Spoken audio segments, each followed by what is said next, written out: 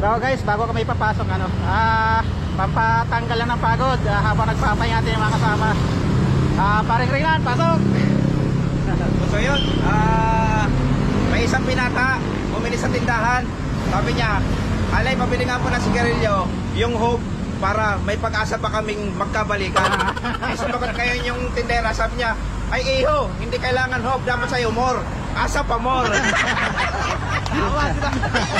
So guys, magandang umaga sa lahat. So papawis kami, papunta kami ng Dampalit Falls. Malapit lang yan.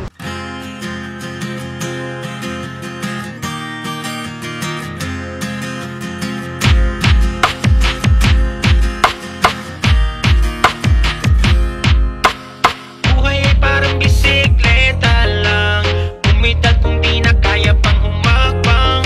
Patag ko malupak man ang daan, kahit na malayong pupuntahan. Umahon, ahon, ahon ka. Umangon, bangon, bumangon ka. Tanda ko pa nung bata pa, tatay ko mayroong dalang pasalubong galing Liperisa, isang maliit na bisikleta. Nakalong-kalong-kalong niya, anak, bangon, bangon, bangon na. Pinata na tumoporma sa dalaga na kursonada, dahil walang kotseng ipoporma, dumadayo. Alam mo yung habal-habal sa probinsya? Ayun, may Skyland yung motor ko na may tabla rito, inuupuan din. Alam nyo, sa probinsya po kasi, isang sakay rito, tatlong sakay sa likuran. Tapos dito, sa likuran. Pero hindi, dire-diretso na. Tapos sa unahan, may pulis, pilaran ng pulis. Hindi huminto yung driver, diretso pa rin. Ang ginawa ng pulis, sinundan yung habal-habal, hinabol, nabagal yung habal-habal kasi siyempre maraming pasahero, naabutan ng pulis. Kate, bakit hindi ka huminto? Sabi ko, bakit sir, sasakay ka ba? Kita mo puro na, sabi ka sasakay niya yun. Kaya tumiritso na ako. Hello guys, ngayon papasok na kami ng Dampalit Falls na matatagpuan sa Los Baños, Laguna. So yung kanto na pinapasukan namin, ito na yung papasok, papunta rin sa DPWH, sa regional office.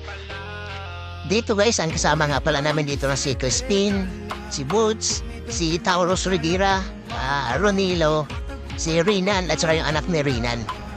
Yung team Padjakol, unti-unting nababawasan kasi syempre sa buhay natin di natin maiwasan mga pangyayari.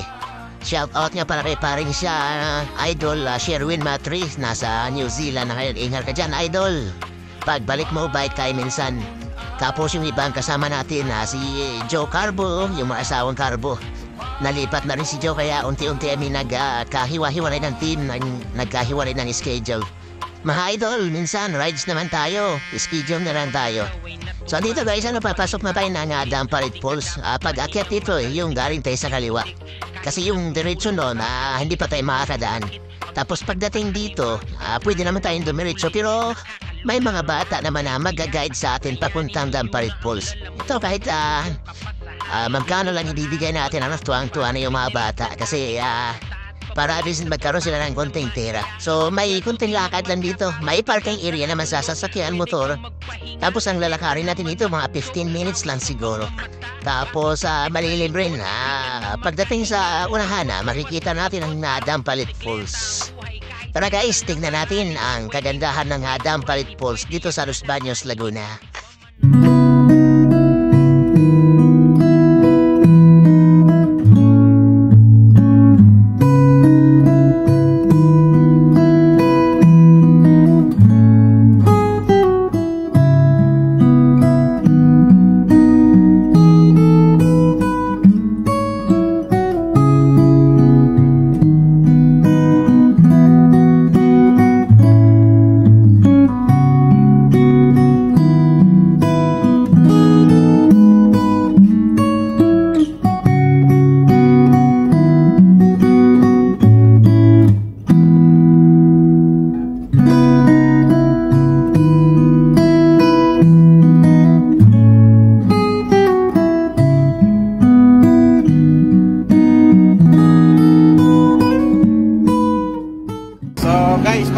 kami. So, pre, may may tanong ano. Ano yun? Yung siopaw, paano natin malalaman kung babae o lalaki yung siopaw? Paano mo pala? Ha? Paano? Siopaw na yan, paano natin malalaman kung babae o lalaki? Paano nga ba? Kayo, mga Kuya Bubot, baka alam mo yun. Paano malalaman kung... Alam ko na. Okay, kaya mo lang napasin eh. Pag walang nakalutang sa ibabaw, ibig sabihin lalaki. Pag may nakalutang, ibig sabihin babae. Pwede rin. Pero ang totoo niyan, malalaman kung babae o lalaki yung siopaw.